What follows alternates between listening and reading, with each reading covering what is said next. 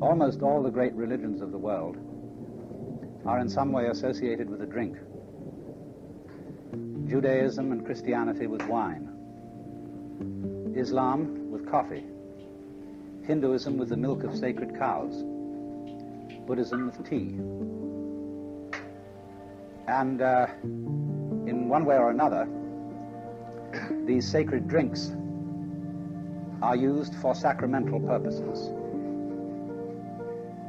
And a sacrament, defined, at least in the Anglican Church, as the outward and visible sign of an inward and spiritual grace, is a very common feature of religion throughout the world, although one which is, I would say, highly disapproved of by many people living in the modern West under the influence of Protestantism and humanism. A sacrament, in other words, is a method of giving spiritual power or insight through corporeal means.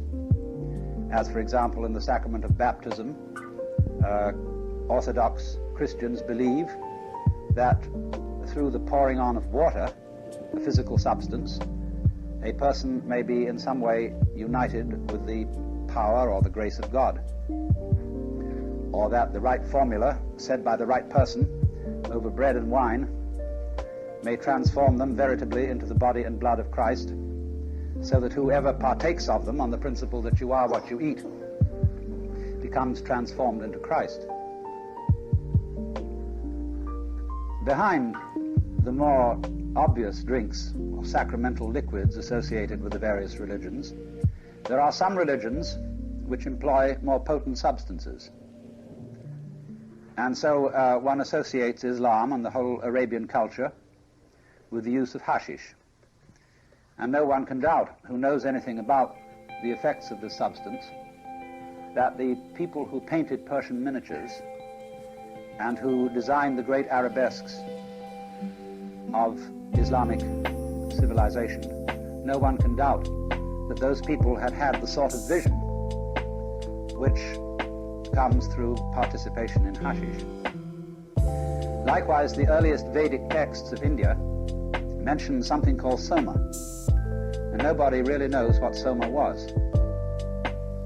But one may guess, in view of modern practices in India, that it was some derivative of the plant cannabis, which is today in India and has probably for centuries been used by certain types of yogi.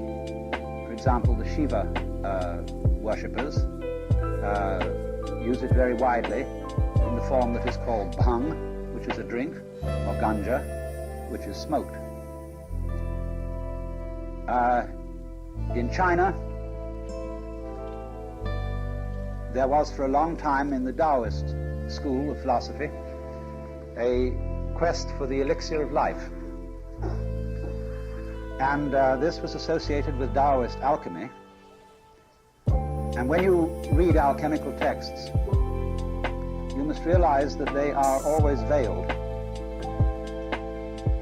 The Taoist sages were apparently looking for an elixir of immortality that would convert a human being into an immortal. And it was supposed that if you hit on the right elixir, when you became an old man and your skin was shriveled, it would eventually peel off and reveal a youth underneath, as a snake changes its skin. And there are statues in certain parts of China of venerable old sages with their skin falling off to reveal a young face below.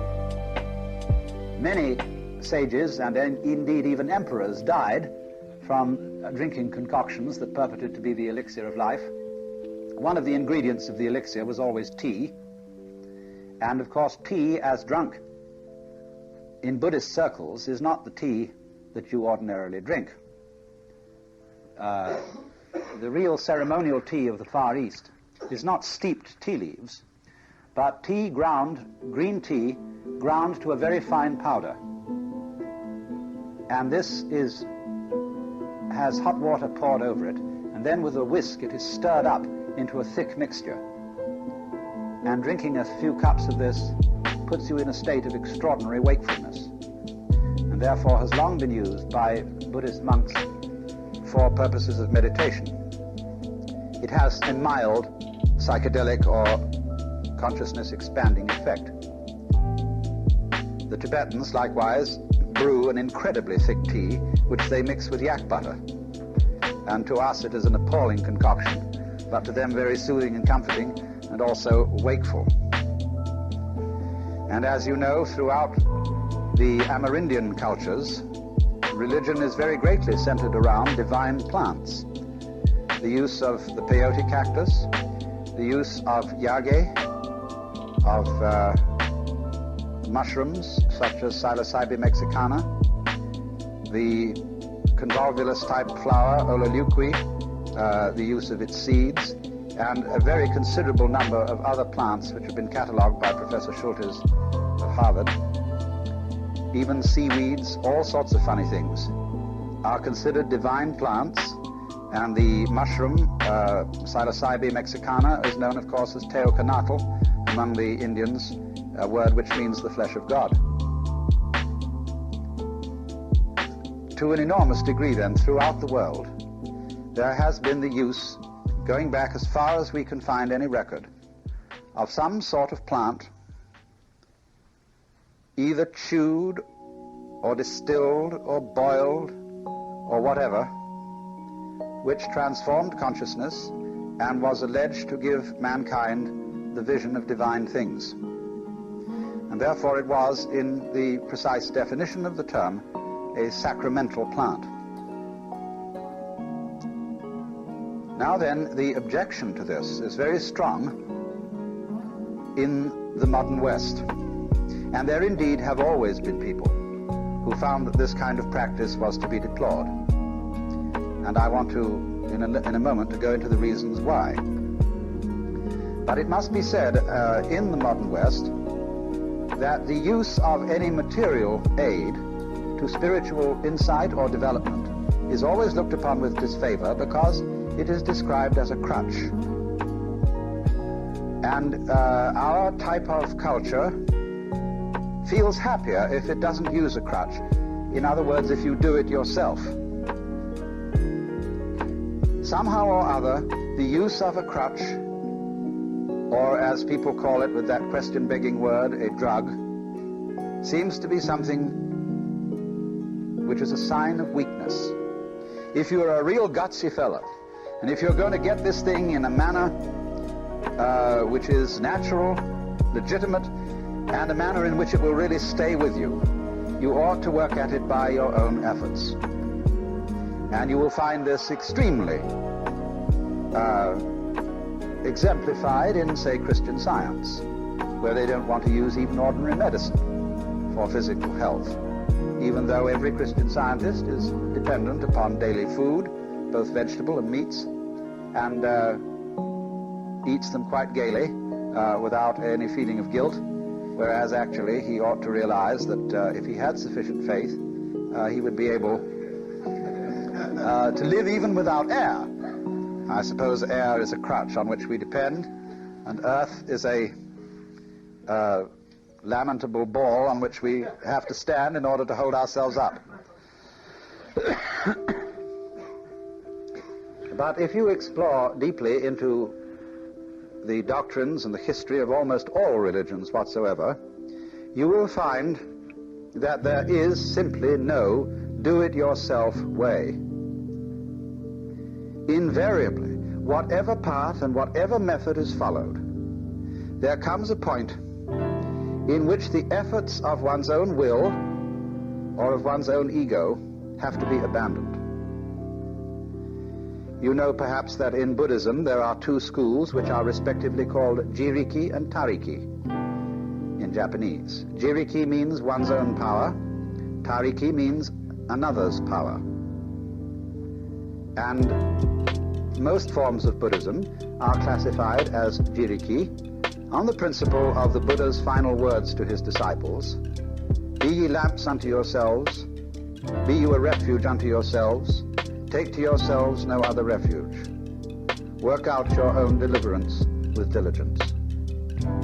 And so in Zen, in Tendai, in the Theravada or southern forms of Buddhism, you will always find that meditation practice or spiritual growth is a matter of using relentless effort to control the mind, to be concentrated, and so on. But as this effort develops, its term always is that you reach an impasse in which your will and your ego comes to a state of absolute frustration, where you find that there is nothing that you can do to reform yourself, to make yourself unselfish, which is of course a form of lifting yourself up by your own bootstraps.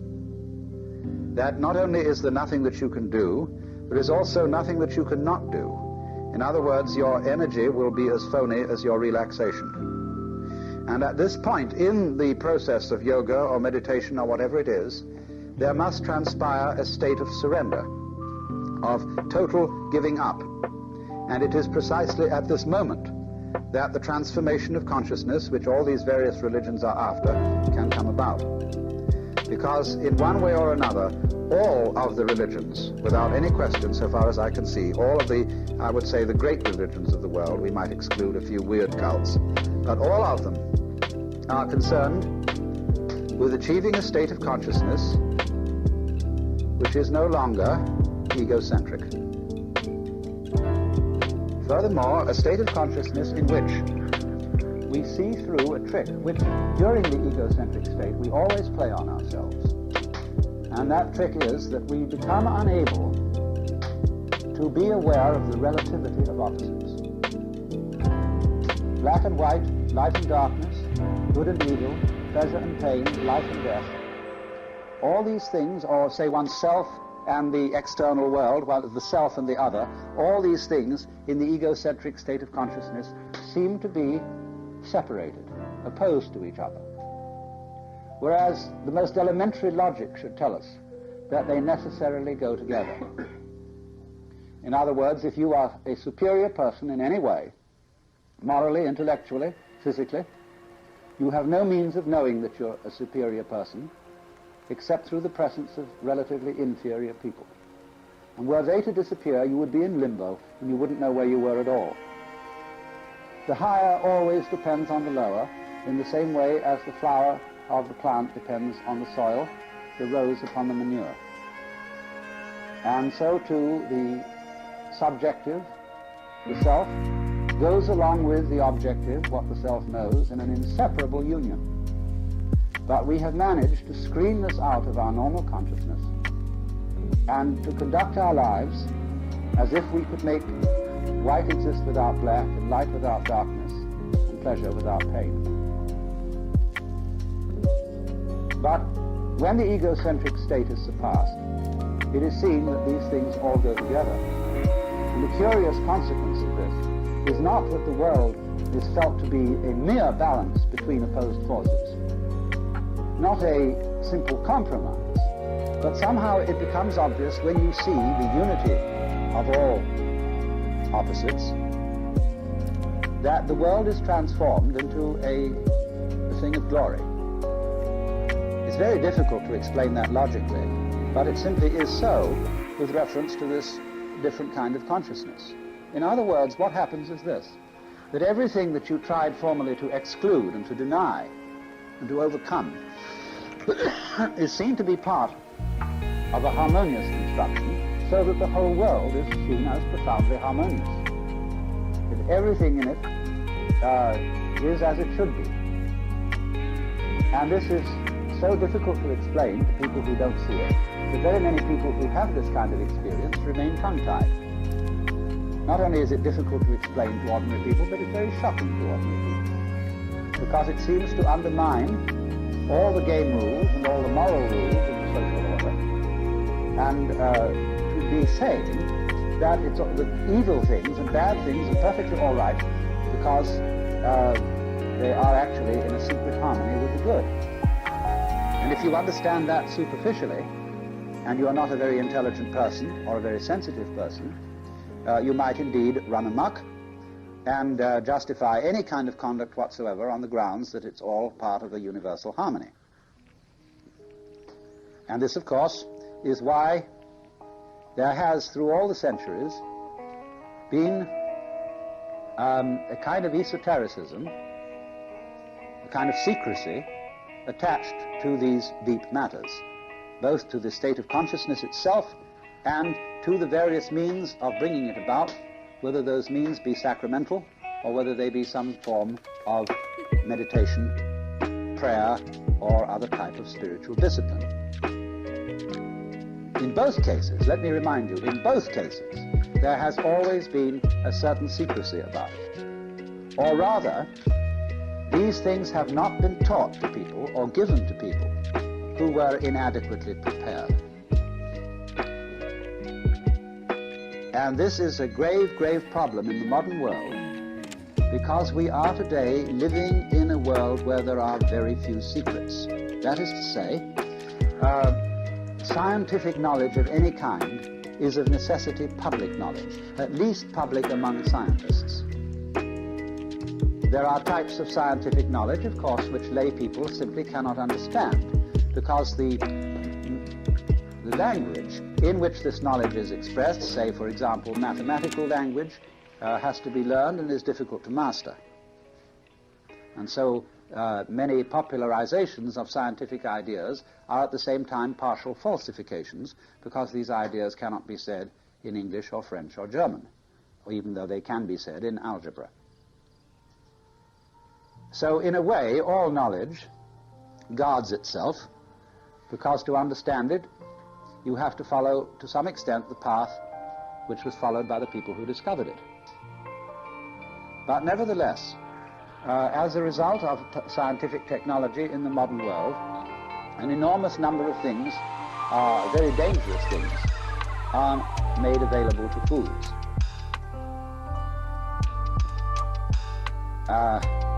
Not to mention the fantastic powers of destruction which technology has given us. And so it is very difficult indeed to keep secrets in this day and age. Everything has been published. All the mysteries practically have been let out. And in the thought of ancient Hindu philosophers, this would be regarded as a sign of the final decadence of the world, the coming on of the Kali Yuga, or the black destructive epoch at the end of the cycle in which the whole world is destroyed. Be that as it may.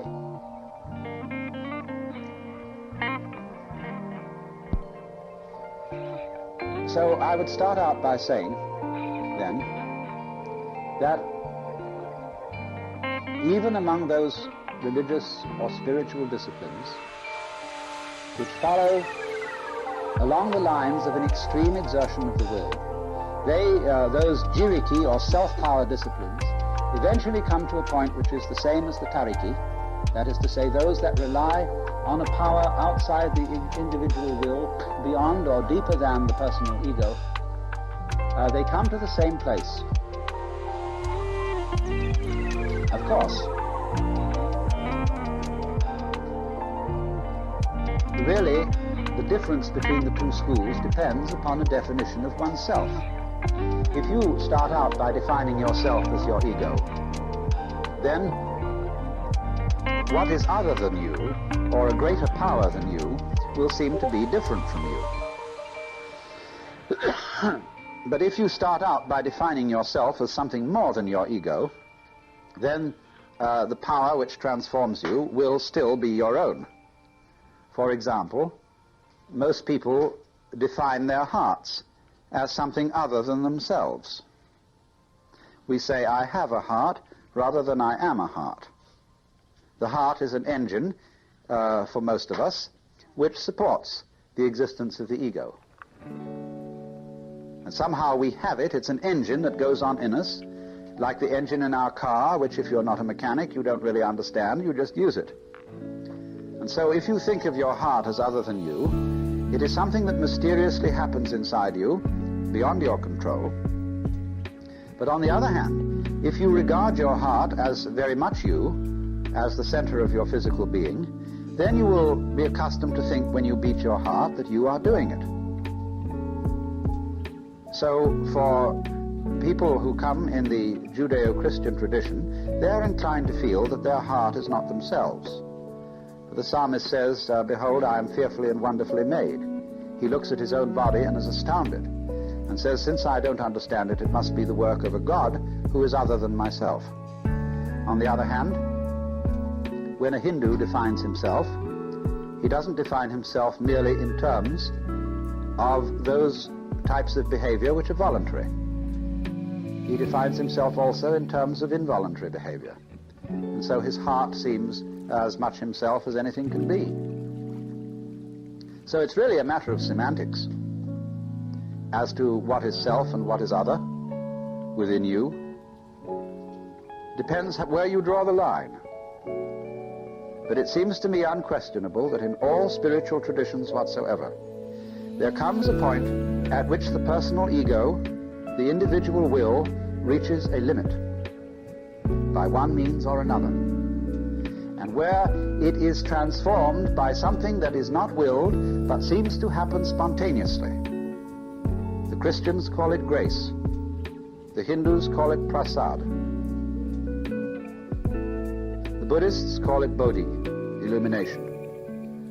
But in every case, it happens of itself, or as the Chinese would say, it is zhidan, of itself so. Spontaneous. So there is really no grounds for objecting to sacraments because they are something that come to us from, as it were, outside and do something to us which is beyond the control and understanding of the will. It always is that way. But now, this is not an experience in which the will and the ego have no part to play. No part at all. And here comes the danger of all types of transformation of consciousness, mystical experience, sense of union with the divine, or whatever you want to call it, however obtained. It is essential that they be what I would call grounded, brought down to earth, harmonized with everyday life and with human society. And this requires a discipline. Every tradition looks with disfavor upon those who simply steal the divine secrets and enjoy them without some kind of discipline that should go along with it. And thus the destructive effects of all these things are particularly manifested in people who have no capacity for the kind of discipline that must go along with them. And that is true not only of sacraments and divine plants and yoga practices. It is true of all things whatsoever which we might enjoy. Because enjoyment of any kind is really impossible without an accompanying discipline. Just think of a few things which are pleasurable and which can be simply snatched and swallowed. Start with candy. Would there be such a thing as a palatable candy bar unless there were some expert in the making of sweetmeats? Think of booze, you know.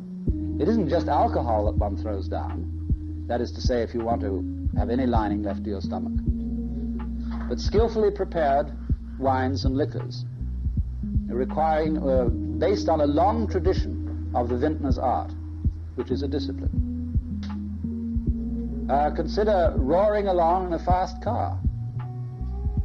You will have an exceedingly short career in this thrill if you don't know how to drive, and the car itself depends upon the skill of master mechanics. I can't think of any pleasure at all which does not require an accompanying discipline. Take sex. A lot of people do. Just take it like that. And they, I guess, have a kick out of it. But it has no profound pleasure to it unless there is the discipline of an intimate relationship with another human being, which requires a great deal of intelligence. And also the merely physical aspect of sex is a considerable art, which very few people ever seem to learn. That is why our culture has sex on the brain, and is perpetually thinking about it and perpetually obsessed with it in a kind of voyeuristic way, because there is so little satisfaction and so little discipline and so little knowledge of how to use it. So every pleasure whatsoever involves a method of grounding it, a method of integrating it with everything else. And thus, if there are ways of attaining what is potentially the greatest delight of all, the sense of the divine, or whatever, I'm using that word as the vaguest possible word, the sense of transcending the gulf between the individual and the eternal universe, if you snatch that and have that experience, and you don't do anything with it, and you're not properly prepared for it, you're liable to get into the same sort of trouble as you would get through the insensitive use of any pleasurable thing whatsoever. And it is for that reason, then, that it is very true to say that psychedelic substances, the chemicals derived from the divine plants, are dangerous.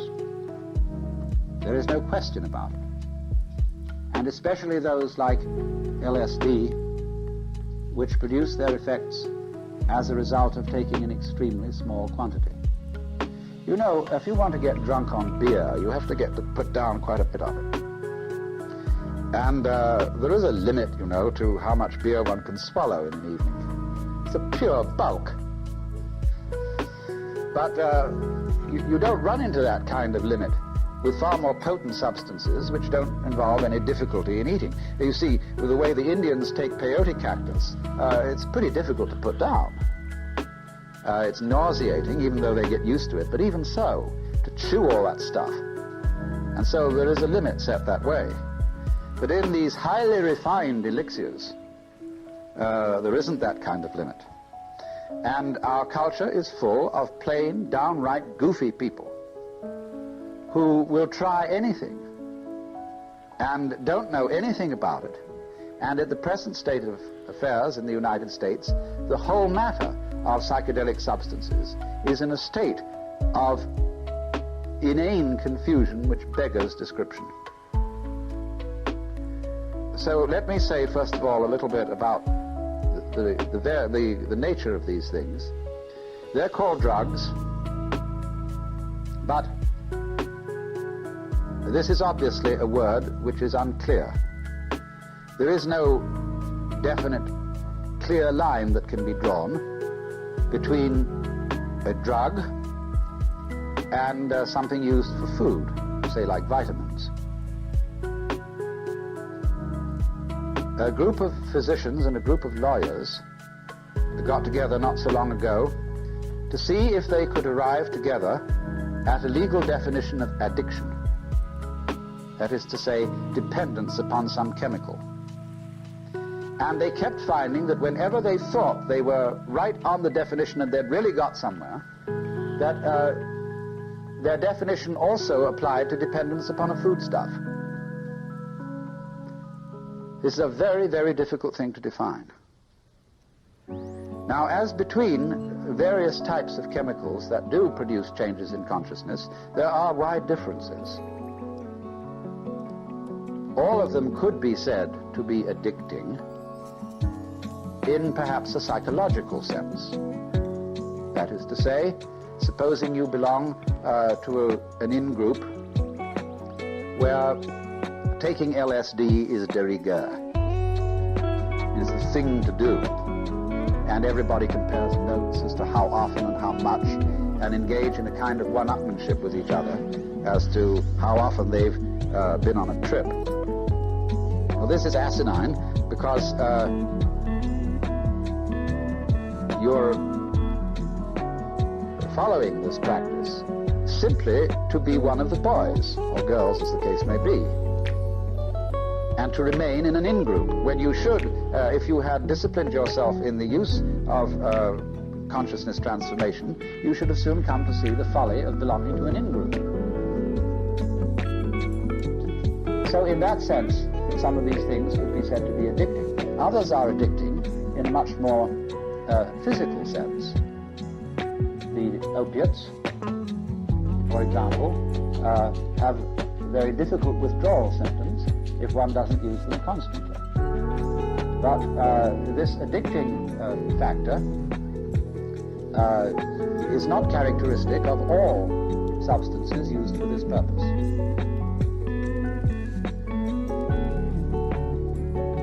In other words, not everything that is used for the expansion of consciousness is a narcotic.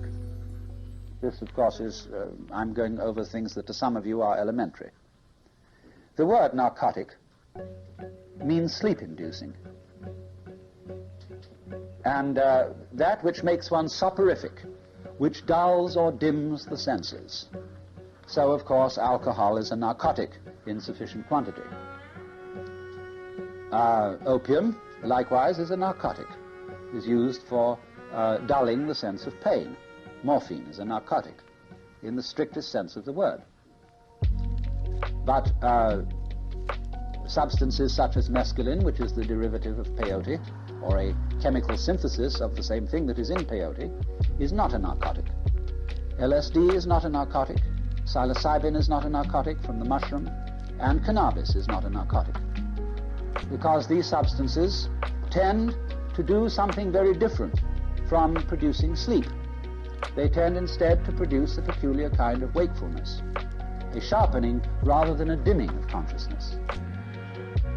And so they must not be lumped in the same category as things which are true narcotics. And I would say it would be part of the definition of a true narcotic, that is, it is also addicting, as alcohol is addicting, as the opiates are addicting, that you become dependent on them and only with great difficulty can shake them off. The same is true, of course, of tobacco. It is very difficult for a hardened smoker to drop it, and it is therefore addicting, although I doubt whether it is actually a narcotic in the sense of a sleep-inducing thing, or an insensitive, something that makes you insensitive. Now, our absurdly paranoid government agencies have never learned in 50 years how to handle these problems. Despite the lesson of prohibition, the authorities still think that the only way to deal with even dangerous narcotics is simply to suppress them. Not clearly realizing that this makes them all the more attractive, and that it creates an enormous crime problem which without suppression would not exist. Because the minute you suppress something and it becomes illegal, people know that there must be something extremely exciting about it. And it's very difficult to suppress these things. And you can suppress it a little bit. In other words, you can pick out a few fall guys and make terrible examples of them by electrocuting them or putting them in prison for an incredible number of years. But this invariably only scratches the surface, because when something wrong or illegal is really popular, there is no way of suppressing it, because all the hotels in the United States would not be sufficient to jail all the criminals involved. This has never worked. And why people don't learn from history is beyond my comprehension. It becomes much worse as people become aware that there are an enormous number of varieties of things that will produce psychedelic effects, and that, in particular, such substances as LSD can be compressed into such small areas or volumes that their detection is virtually impossible. So the moment it becomes a racket and something, therefore, which organized crime can put a good price on, the possibilities of playing games with LSD are enormous. It's a real good racket, and all it will do, the suppression of it, is to encourage the proliferation of crime and lead to total nonsense. We have never really understood what control is. We don't see the difference between controlling oneself and strangling oneself. In other words, a person who is a controlled automobile driver is certainly not a person who has no car or keeps his car locked in the garage. A very controlled dancer is certainly not a person who never dances. The control of things is not the suppression of them, but their use in a sensible and proper way. And this has not penetrated the consciousness of our authorities. You cannot suppress sex. You cannot suppress mankind's fascination, curiosity, for whatever motive, in other states of consciousness than the normal. These things are eternally fascinating to human beings and will always be pursued. Whether you think it's a good thing or whether you think it's a bad thing makes no difference. It will be done. So at the present time, for example, if some people wanted to make experiments with any kind of consciousness-changing material, say LSD or mescaline, they are in the ridiculous situation that they cannot even pay a psychiatrist to sit with them and take care of them while they do it, because that would be illegal. What they will therefore do is not have a psychiatrist, not have any experienced or responsible person, and they will try it out all on their own without any preparation, and endanger themselves because these things will, under unfavorable circumstances and with people who haven't got a good psychic balance, can bring about prolonged bouts of psychosis and lead to a good deal of trouble. But the difficulty is that we are, as a culture, not prepared for the control of these substances. And that is why there is a panic. That is why we are doing things that are worse than, probably worse, than allowing them to circulate freely. I would not for one moment advocate the total free circulation of these things so that anybody could go into a drugstore and buy it. But I think, although I wouldn't advocate that, I think it would be better than suppression, less destructive. But what you see we don't know is how to apply a proper control to the transformation of human consciousness by means that are relatively easy, because we are not clear. One of the reasons is we are not clear as to the role in life of these chemicals, nor are we clear as to the role of the physician. And this I want to consider. You know, of course, that in ancient times there was no clear distinction between priest and physician.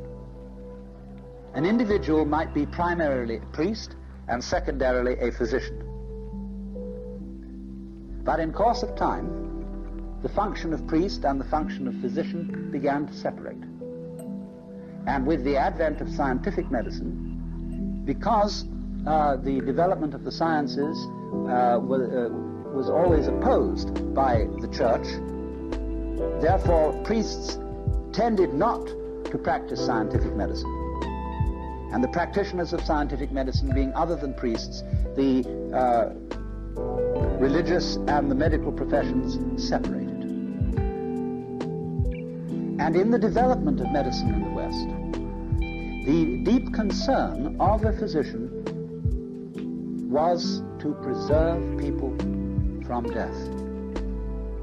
To be a healer And the function of looking after death was abandoned to the priest and the minister. So when the doctor, in treating a patient, gives up hope, he is out of role. He doesn't know what to do beyond that point, and therefore the priest is summoned. So the work of a doctor is throughout curative. He is in all his activities opposed to death and regards death as the enemy. This is, of course, not true of every individual physician. It is true of medical ethics and of the generality of physicians. So that, of course, terminal cases are people being tortured, beneficently, yes, with a good motive, but nonetheless being tortured by being kept alive in a state of near mummification.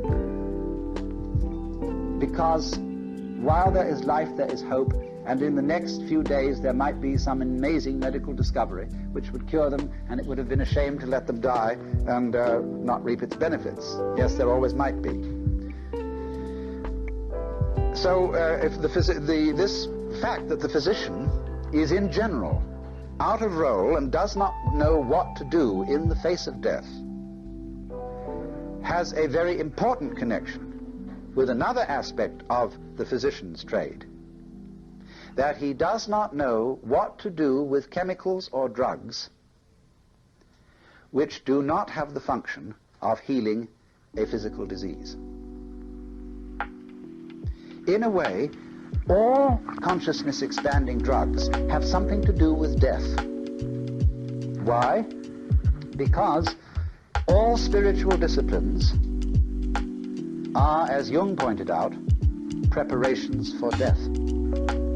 It is a commonplace of these disciplines, spiritual disciplines, that what you do in them is die in the midst of life. You are born again a second time. And that death refers to the death of the ego. That is to say, you leave behind the state of consciousness in which you thought you were no more than an isolated individual center of consciousness.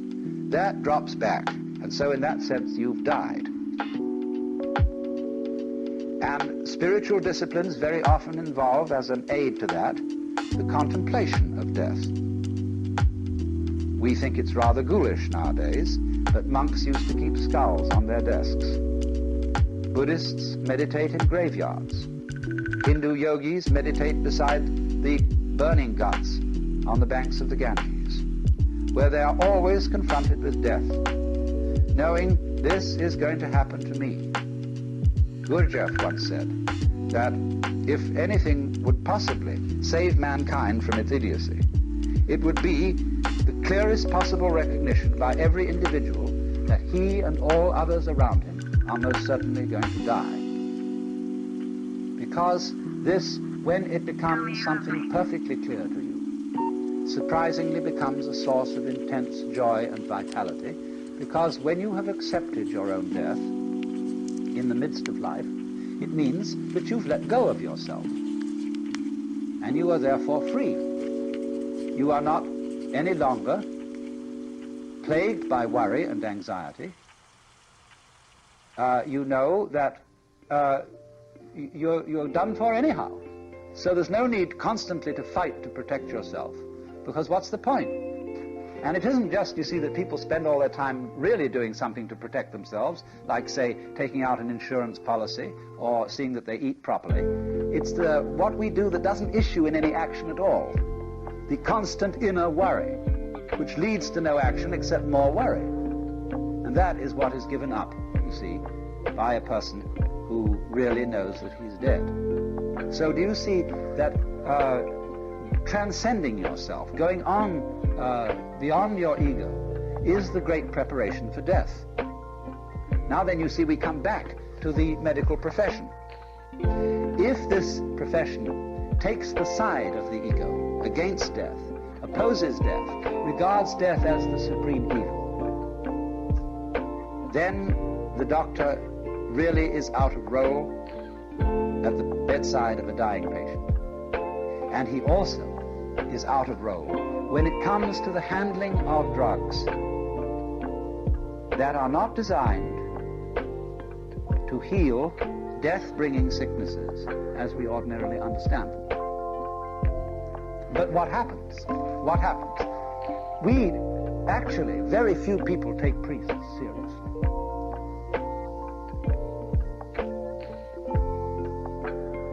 I mean, even church-going Christians. Because this is what happens. When somebody in the family of a good Christian shows signs of mental derangement, the priest is very seldom called in. One calls in a psychiatrist. Why? Because in our culture, he's a scientist. And the scientist has a far greater reputation for magical power than a priest or minister. We only call in the priest when all hope is abandoned. The scientist hasn't been able to work. And then say, well, maybe prayer would do some good. And the poor priest gets in there. Now, Catholic priests or Anglican priests, by and large, they are very used to handling death. They know what to do. Come in and open the book at the right place and without any embarrassment proceed to administer the last rites. And really, that's rather good. I mean, here is a man who knows what to do and isn't flustered in the face of death. That in itself has a calming influence. But a lot of people feel that this isn't really the way to handle it because they don't really dig or understand these last rites. And if the priest is called in only in desperation, this argues that he doesn't have very much power anyway. He may have power to do something with the Lord in the world beyond, but very doubtful in this world.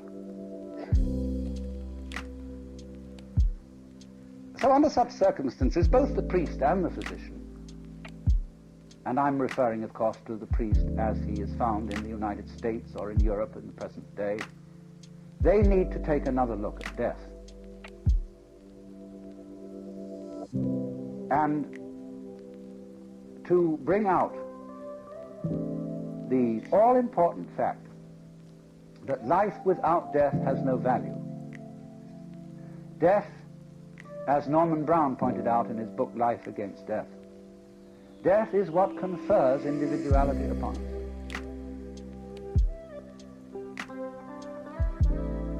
It is your limits in time that constitute you just as much as your limits in space. Death, therefore, always overshadows the whole of life. And life would have no meaning, no point, if it didn't have death to balance it. In-breath and out-breath, coming and going, arising and falling, are mutually interdependent. So death is a very valuable and very important thing which is being swept under the carpet. So then, in a culture where priest and physician have become widely separated, the sudden bursting upon us of sacramental substances is an embarrassment to both.